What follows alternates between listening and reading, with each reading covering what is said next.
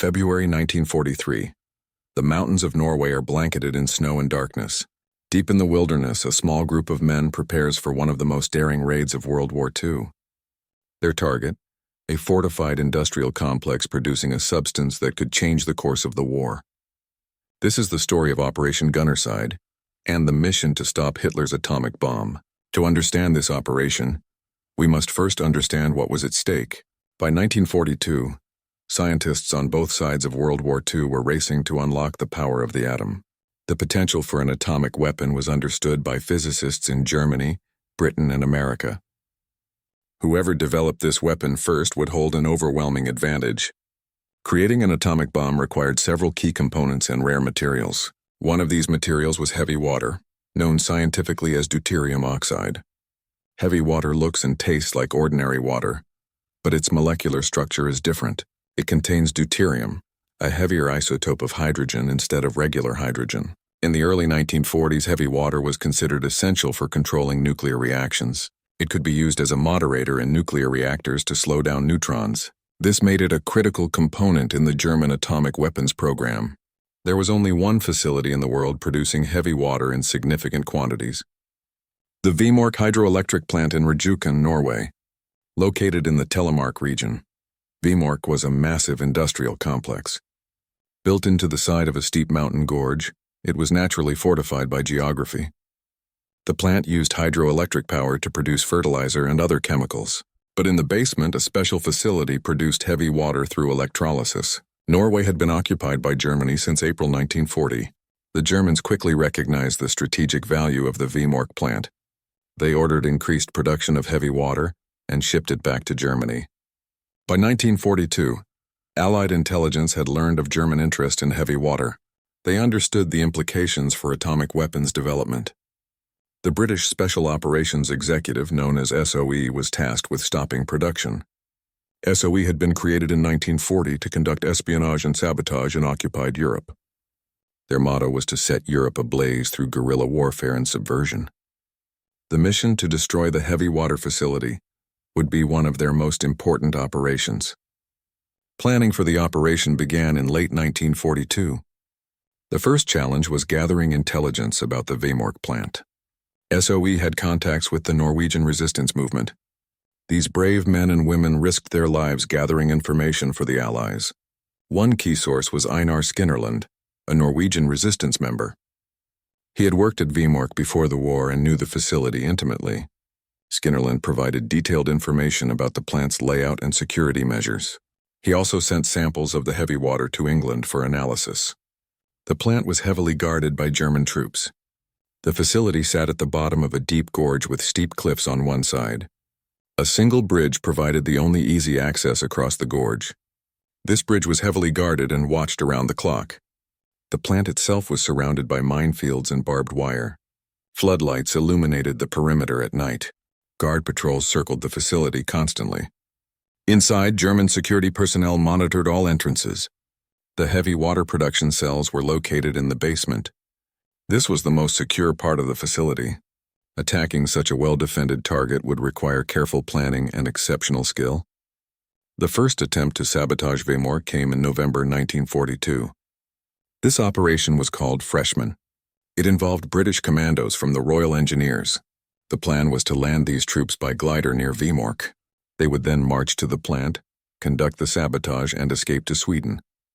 2 gliders carrying a total of 34 men were launched from Scotland. They were towed by Halifax bombers across the North Sea. The mission was a catastrophic failure. Bad weather and navigation errors doomed the operation. One glider crashed into a mountain, killing several men instantly. The second glider crashed in a different location. Survivors from both crashes were captured by German forces. Under Hitler's commando order, captured commandos were to be executed. All of the captured British soldiers were killed. Operation Freshman had failed with the loss of every participant.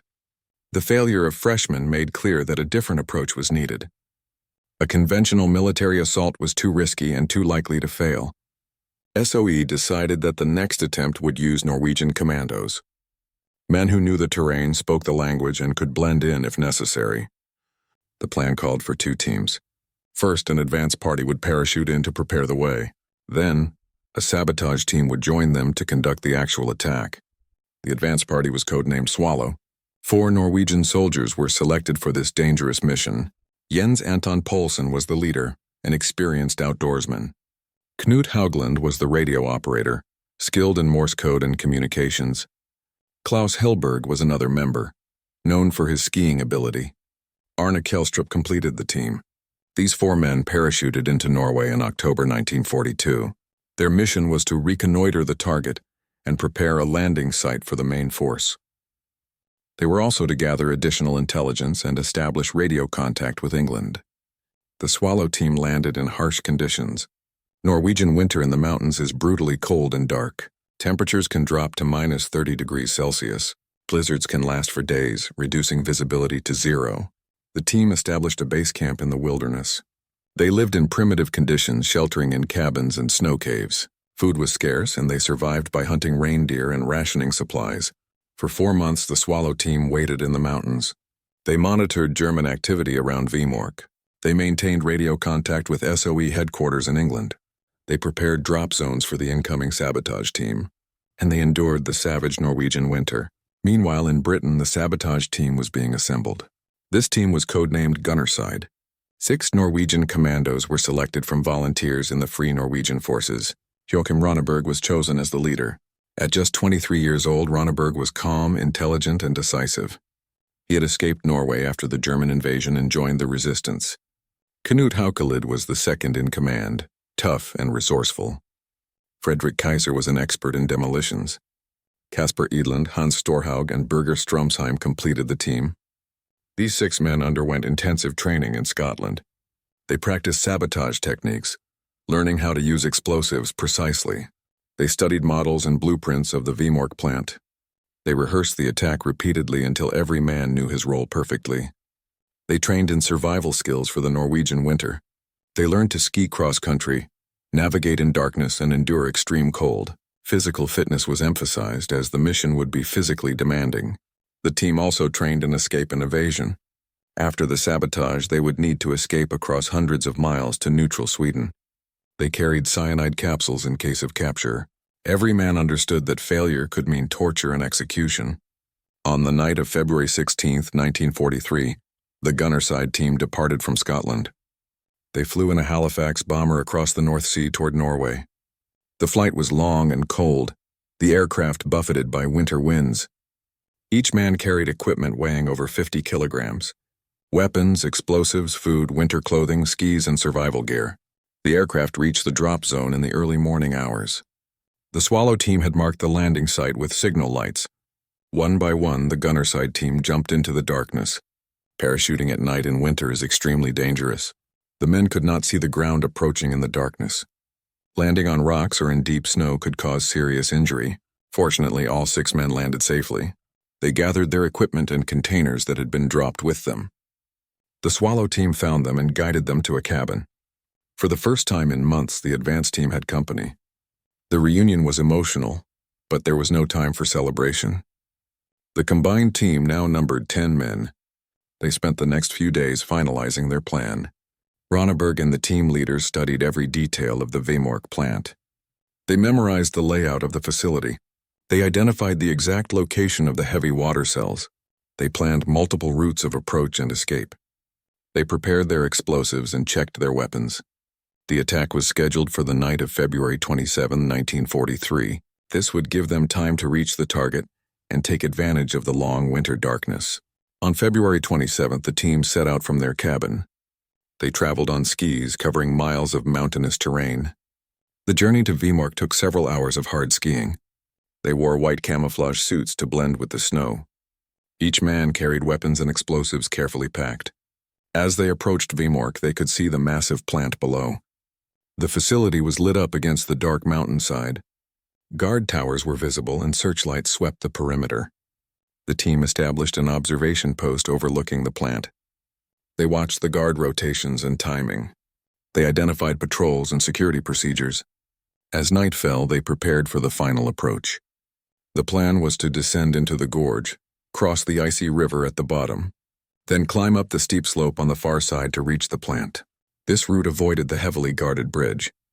It was extremely difficult terrain, especially in winter darkness, but the Germans believed no one would attempt such an approach. The descent into the gorge was treacherous. The slope was almost vertical in places, covered in ice and snow. The men had to climb down carefully, using trees and rocks for support. They carried heavy packs and equipment, making balance difficult. One slip could mean a fatal fall into the darkness below. After an exhausting descent, they reached the river at the bottom. The water was partially frozen, with ice forming along the edges. They waded through the frigid water, holding their weapons and explosives above their heads. The crossing was dangerous, the current strong despite the ice, but all 10 men made it safely to the far bank. Now came the climb up to the plant. This slope was even steeper than the descent had been. The men climbed slowly and carefully, testing each handhold and foothold. They were soaked from the river crossing and their clothes began to freeze. The climb took over an hour of exhausting effort. Finally, they reached the plateau where the Vemork plant stood. They were now at the edge of the facility's security perimeter. The team split into 2 groups according to plan. A covering party would take position to protect the saboteurs. If German guards discovered the attack, the covering party would engage them. This would buy time for the demolition team to complete their mission. The demolition team consisted of 4 men led by Ronneberg. They would enter the plant, locate the heavy water cells, and destroy them. The covering party took up positions around the plant entrance. They had a clear field of fire and could observe approaching guards. Ronneberg and his demolition team approached the main building. They had studied the blueprints extensively and knew exactly where to go. The plant had several entrances, but most were locked and guarded. Intelligence from the Norwegian resistance had identified a weakness. A cable tunnel led into the basement near the heavy water cells. This tunnel was not heavily guarded because it was considered too small for entry. The team found the tunnel entrance exactly where the plans indicated. It was indeed small, barely large enough for a man to crawl through. Ronneberg led the way, squeezing through the narrow passage. The others followed, dragging their equipment behind them. The tunnel opened into the basement of the plant. They emerged into a dark corridor lit only by emergency lighting. Pipes and cables ran along the walls and ceiling. The heavy machinery of the plant hummed and clanked around them. They moved quickly but did not run, maintaining discipline even under pressure. Every turn and doorway matched the blueprints they had memorized. Soon they reached the door to the heavy water concentration room. This was their target, the heart of the German heavy water production. The door was locked, but they had prepared for this. Ronneberg tried the handle, hoping it might be open. It was locked solid. They would need to force entry. One option was to blow the door with explosives, but this would alert the guards and ruin any chance of surprise. Instead, they decided to use bolt cutters on the door's lock. It was slow work, but finally the lock gave way. The door swung open, revealing the concentration room. Inside were 18 heavy water concentration cells. These tall cylindrical tanks contained the precious deuterium oxide. Pipes and valves connected the cells in a complex system. One Norwegian guard was in the room. A civilian worker required to be there. He was shocked to see armed men entering. But when they spoke to him in Norwegian, he quickly understood. These were Norwegian Commandos, not German saboteurs. The guard cooperated fully, pointing out the most critical cells. Ronneberg and his team quickly set to work. They placed explosive charges on each of the 18 cells. The charges were carefully shaped to rupture the cells without destroying the building. This was precision demolition work, not random destruction. They wanted to destroy the heavy water and the production equipment. But they did not want to kill Norwegian workers or cause excessive damage. Frederick Kaiser, the demolitions expert, supervised the placement of each charge. The explosives were connected to detonation cord and fuses. They set 2-minute fuses, giving them enough time to escape before detonation. As a backup, they also set 30-second fuses. This ensured the charges would detonate even if the longer fuses failed. The entire process took less than 30 minutes. The team had rehearsed this operation so many times they worked with mechanical precision. Every man knew his role and executed it perfectly. With the charges set, they prepared to withdraw. Ronneberg lit the fuses. The hissing of burning fuse cord filled the room. The team scrambled back through the basement toward the cable tunnel. The Norwegian guard was told to leave the building immediately. He needed no encouragement and headed for the nearest exit. The demolition team reached the cable tunnel and began crawling through. They emerged outside and rejoined the covering party. Remarkably, they had not been detected by German security. The entire infiltration and demolition had been completed without alerting the guards. The team quickly moved away from the plant toward their escape route. They had only minutes before the explosives would detonate.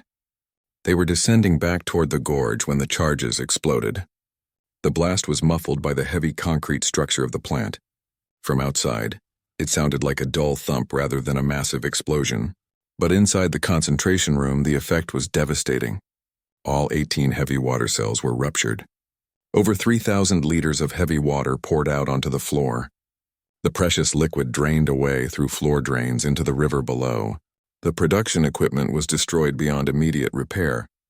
Months or even years of production had been eliminated in seconds. German guards heard the explosion and rushed to investigate.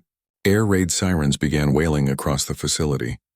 Searchlights swept the perimeter looking for intruders, but the saboteurs were already gone, disappearing into the darkness. The commandos made their way down into the gorge. Behind them, they could hear sirens and shouting. German troops were being mobilized to search for them. But in the winter darkness, tracking the commandos would be nearly impossible. The team crossed the river again and began climbing out of the gorge. They were exhausted from the night's exertions, but pushed on. Their lives depended on putting distance between themselves and Vemork. By dawn, they had climbed back up to the plateau above the plant. They paused briefly to rest and assess their situation. Every man had survived the attack without injury. The mission had been a complete success. But they were not safe yet. The Germans would soon launch a massive manhunt. Thousands of troops would be searching for them. The escape plan called for the team to split up. 5 men would ski toward Sweden, crossing over 400 kilometers of mountains. The other 5 would remain in Norway, either staying with resistance or attempting escape later. Ronneberg led the group heading to Sweden. They skied eastward, staying in the wilderness and avoiding roads and settlements. The journey was incredibly difficult. They traveled through blizzards and freezing temperatures. Food was scarce and they had to ration carefully. They skied for days, covering vast distances across the Norwegian plateau. German patrols were searching for them, but the wilderness was too vast. After nearly 2 weeks of skiing, they reached the Swedish border. They crossed into neutral Sweden and were interned by Swedish authorities. From Sweden, they were eventually returned to Britain. The other 5 commandos remained in Norway. Some joined resistance groups and continued fighting. Others went into hiding, waiting for opportunities to escape. All survived the war, though their journeys were perilous. Back at Vemork, the Germans assessed the damage. They were shocked by the precision of the sabotage. The heavy water cells were destroyed, but the rest of the plant was largely intact. This indicated a highly professional operation by commandos who knew exactly what to target. The Germans immediately launched investigations. Troops searched the surrounding area for weeks. Roadblocks were set up across the region, but they found nothing, no trace of the saboteurs. The commandos had vanished into the Norwegian wilderness like ghosts. Hitler was furious when he learned of the sabotage. He ordered massive reprisals against Norwegian civilians. Fortunately, local German commanders were more measured in their response. They recognized that the attack was a military operation, not civilian resistance. Large-scale reprisals were avoided, though some arrests were made. The German atomic weapons program was severely disrupted by the attack. Production of heavy water had been completely halted. The Germans debated whether to rebuild the facility or abandon it. Initially, they decided to repair and restart production. Work began to rebuild the concentration cells and restore operations. Security at Vemork was massively increased. More troops were stationed at the plant. Additional minefields and obstacles were installed. The Germans were determined to prevent another successful sabotage. But Allied planners were equally determined to prevent heavy water production. In November 1943, American bombers attacked Vemork. Over 100 bombers dropped hundreds of tons of explosives. The bombing caused significant damage to the facility. It also killed several Norwegian workers, a tragic cost of the campaign. After the bombing, the Germans decided to abandon Vemork. They would ship the remaining heavy water stocks back to Germany. Production at Vemork would cease permanently. This decision presented another opportunity for sabotage. the Norwegian resistance learned of the plan to transport the heavy water. In February 1944, they executed another daring operation. The heavy water was to be transported by ferry across Lake Tinzu. Resistance members, including Knut Haukelid from the gunnerside team, planted explosives on the ferry. The ferry sank in the deep lake, taking the heavy water to the bottom. Tragically, Norwegian civilians on the ferry also died in the sinking. The moral cost of these operations was high, but the strategic result was clear. Germany's heavy water program was finished. Without access to heavy water, German atomic weapons research stalled. The German nuclear program never came close to producing a working bomb. Many factors contributed to this failure. Scientific decisions, resource allocation, and wartime priorities all played roles, but the destruction of the heavy water supply was certainly significant. It denied the Germans a crucial material they believed necessary for atomic research. After the war, historians and scientists debated the impact of Operation Gunnerside. Some argued the German atomic program was never close to success anyway. Others maintained that the sabotage was crucial in preventing German progress. The truth likely lies somewhere in between. The German program faced many obstacles beyond just heavy water supply, but Operation Gunnerside ensured that one potential path to a German bomb was closed. In the context of 1943, Allied leaders could not know how close Germany was to an atomic bomb. They had to assume the worst and act accordingly. Operation Gunnerside was part of a comprehensive effort to deny Germany atomic weapons. From that perspective, it was entirely successful. The operation itself was a masterpiece of special operations. It demonstrated what could be achieved with careful planning, excellent intelligence, and skilled personnel. Several factors contributed to the mission's success. First, the use of Norwegian Commandos was crucial. These men knew the terrain, climate, and language. They could survive in conditions that would have defeated most soldiers. Second, the intelligence provided by the Norwegian resistance was invaluable. Detailed information about the plant's layout and security enabled precise planning. Third, the training and preparation were thorough. The commandos rehearsed every aspect of the mission until it became second nature. Fourth, the leadership of Joachim Ronneberg was exemplary. He made sound decisions under pressure and kept his team focused. Fifth, the tactical approach was innovative. Descending into the gorge and using the cable tunnel entrance was unexpected. The Germans had not adequately defended against this approach. Finally, there was an element of luck. The team was not detected during the infiltration or sabotage. Weather conditions, though harsh, were manageable. The escape routes remained open despite German search efforts. Operation Gunnerside became a model for special operations. It was studied by military forces around the world. The lessons learned influenced special operations doctrine for decades. The operation demonstrated the value of small, highly trained teams. Precision and stealth could achieve objectives that massive force could not. The commandos who participated in Gunnerside became heroes in Norway. After the war, they were celebrated for their bravery and skill. Joachim Ronneberg, in particular, became a national figure. He lived a long life, passing away in 2018 at the age of 99. Throughout his life, he remained humble about his wartime service. He emphasized that the mission succeeded because of teamwork, not individual heroism. The other commandos similarly downplayed their roles. They saw themselves as ordinary men who did their duty. But their actions were far from ordinary. The site of Vemork is now a museum. Visitors can see the plant and learn about the sabotage operations. The heavy water concentration room has been preserved. Displays explain the scientific background and the military operations. The museum is a reminder of a critical moment in World War II. It commemorates the bravery of the Norwegian resistance and the Allied commandos. The story of Operation Gunnerside has been told in books and films. In 1965, the film The Heroes of Telemark dramatized the events. More recent documentaries have provided detailed historical analysis. Each retelling emphasizes different aspects of the story, but all recognize the operation's significance and the courage of those involved. The operation also raises interesting moral questions. The commandos destroyed civilian infrastructure and disrupted civilian employment. Later operations, particularly the ferry sinking, caused civilian casualties. These costs were considered acceptable given the stakes involved. The possibility of a German atomic bomb was seen as an existential threat, but the moral burden of these operations weighed on those who carried them out. The Norwegian resistance members struggled with the decision to sink the ferry. They knew innocent people would die, but they also believed preventing German access to heavy water was necessary. These difficult choices illustrate the complexity of wartime decision-making. Rarely are choices purely between good and evil. More often, they involve choosing between different evils or weighing competing goods. The legacy of Operation Gunnerside extends beyond military history. It represents Norwegian resistance to Nazi occupation. Throughout the war, Norwegians actively opposed German rule. Resistance took many forms, from passive non-cooperation to active sabotage. The Gunnerside Commandos were part of this broader resistance movement.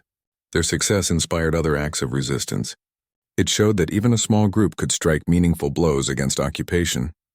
The operation also demonstrated effective Allied cooperation. British SOE provided training, equipment, and transportation. Norwegian Commandos provided local knowledge and execution. The Norwegian resistance provided intelligence and support. This international cooperation was typical of Allied special operations. Different nations contributed their strengths to achieve common objectives. From a scientific perspective, the operation is interesting for its atomic connection. At the time, atomic weapons were still theoretical. The Manhattan Project in America was developing the first atomic bombs, but it was unclear whether Germany had a similar program. After the war, captured German scientists revealed the state of their atomic program. It turned out the Germans were not as advanced as Allied leaders had feared. They had made conceptual errors and lacked resources for a major program. Heavy water was one approach to atomic energy, but not the only one. The Americans used graphite as a moderator instead of heavy water. This proved more practical for producing weapons-grade material. So in hindsight, the German focus on heavy water may have been misguided, but in 1943, Allied leaders could not know this. They had to act on the assumption that German atomic research was dangerous. Operation Gunnerside was the right decision given the information available at the time. The operation also highlights the strategic importance of intelligence. Without code-breaking and espionage, the Allies would not have known about Vemork. Without the Norwegian resistance, they would not have had detailed plans of the facility. Intelligence transformed what could have been a hopeless mission into a feasible operation. This principle remains relevant in modern warfare and security operations. Good intelligence enables precise action and reduces collateral damage. The environmental conditions of the operation deserve special mention. The Norwegian winter is one of the harshest environments on Earth. Temperatures regularly drop below -20 degrees Celsius. Blizzards can reduce visibility to zero within minutes. Daylight is limited to just a few hours in midwinter. Operating in these conditions requires exceptional physical and mental toughness. The commandos had to maintain their equipment in freezing conditions. Weapons and explosives had to be protected from moisture and cold. Navigation was challenging with limited visibility and few landmarks. Skiing long distances with heavy loads demanded excellent physical condition. The fact that all commandos survived and succeeded speaks to their exceptional preparation. Comparing Operation Gunnerside to other World War II special operations is instructive.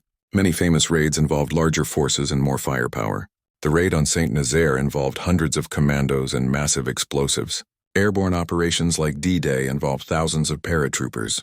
Gunnerside, by contrast, used just 6 men for the actual sabotage. This small team achieved strategic results through precision rather than force. It demonstrated that size is not always the key factor in military success. The operation's success rate was also remarkable. All primary objectives were achieved without any friendly casualties. The target was destroyed precisely as planned. All commandos escaped successfully. By any measure, this was an almost perfect operation.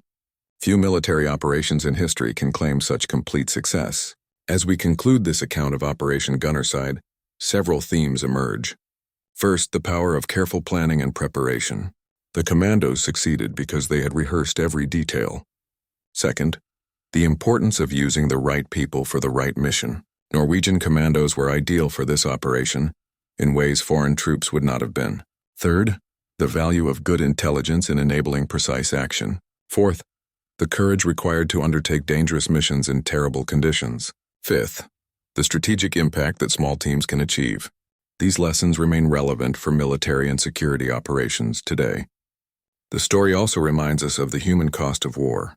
The commandos risked their lives in brutal conditions. Civilians were killed in subsequent operations against the heavy water. The participants carried moral burdens from their wartime actions. Even successful operations come at a cost, both physical and psychological. Operation Gunnerside stands as one of the most successful sabotage operations of World War II. It demonstrated what dedicated, skilled individuals could accomplish. 6 Norwegian Commandos destroyed a strategic target deep in enemy territory. They did so without casualties and escaped successfully. They disrupted the German atomic weapons program and struck a blow for occupied Norway. The operation required months of preparation and years of training. It combined intelligence, technology, and human courage in perfect measure. The men who executed Operation Gunnerside were ordinary Norwegians. They came from different backgrounds and regions of Norway. What made them extraordinary was their commitment to their country and their cause. They endured hardship and danger without complaint. They executed their mission with precision and professionalism. They represented the best qualities of the Allied war effort. The legacy of Operation Gunnerside extends far beyond its immediate military impact. It became a symbol of Norwegian resistance and national pride. It demonstrated that small nations could contribute significantly to Allied victory. It showed that tyranny could be resisted even under occupation. The story has been passed down through generations as an example of courage and determination. In Norway today, the participants in Operation Gunnerside are honored as national heroes. Schools teach their story to new generations of students. The site of their achievement has been preserved as a museum and memorial. Their example continues to inspire those who face difficult challenges. The operation also contributed to the development of special operations forces. Modern special forces units around the world study Operation Gunnerside. They learn from its planning, execution, and lessons. The principles demonstrated at Vemork remain relevant in contemporary warfare. Precision targeting, minimal force, and rapid withdrawal are still core concepts. The operation proved that special operations could achieve strategic objectives. This understanding shaped the development of special forces in the post-war era.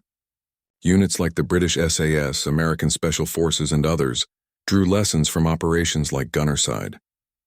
Looking at Operation Gunnerside from the perspective of 8 decades later, we can appreciate its significance in multiple dimensions. Militarily, it was a textbook special operation. Strategically, it contributed to preventing German atomic weapons. Politically, it demonstrated the value of supporting resistance movements. Culturally, it became an important part of Norwegian national identity. Historically, it represents a crucial moment in World War II. The individuals involved have mostly passed away now. Joachim Ronneberg, the last surviving member of the Gunnerside team, died in 2018. With his death, the last direct link to the operation was lost. But the story lives on in historical records, museums, and collective memory. Future generations will continue to learn from Operation Gunnerside. The technical aspects of the operation are worth reviewing once more. The use of plastic explosives shaped to destroy specific equipment. The employment of multiple fuses to ensure detonation. The careful calculation of explosive quantities to destroy targets without excessive damage.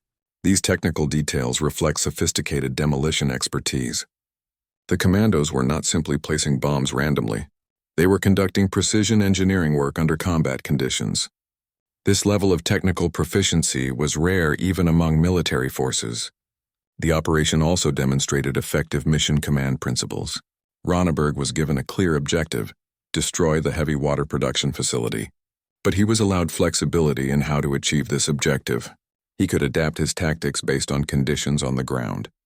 This balance between clear objectives and tactical flexibility is a hallmark of good military leadership. Modern militaries refer to this as mission type orders or mission command. Operation Gunnerside exemplified this approach decades before it became doctrine. The psychological dimensions of the operation are also noteworthy. The commandos had to manage fear, uncertainty, and stress. They knew they might be captured and executed. They carried cyanide capsules as a last resort. Yet they maintained their composure and focus throughout the mission.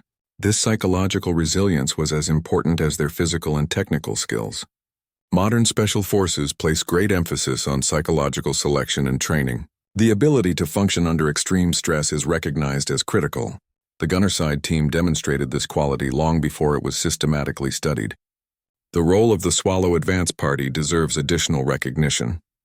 These 4 men spent months in the Norwegian wilderness. They endured isolation, cold, hunger, and uncertainty. They maintained their mission even when the freshman operation failed catastrophically.